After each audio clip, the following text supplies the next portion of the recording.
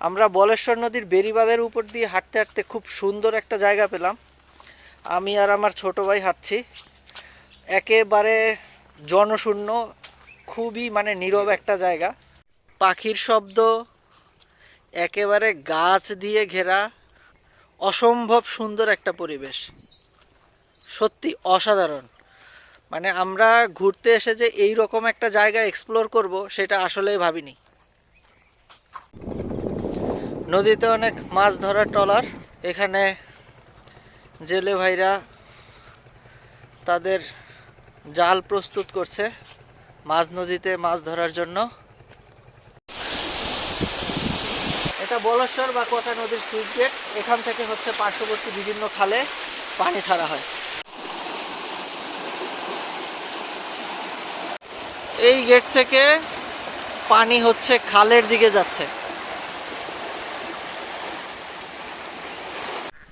এই দিকটা মূলত হচ্ছে উপকূলবর্তী এলাকা।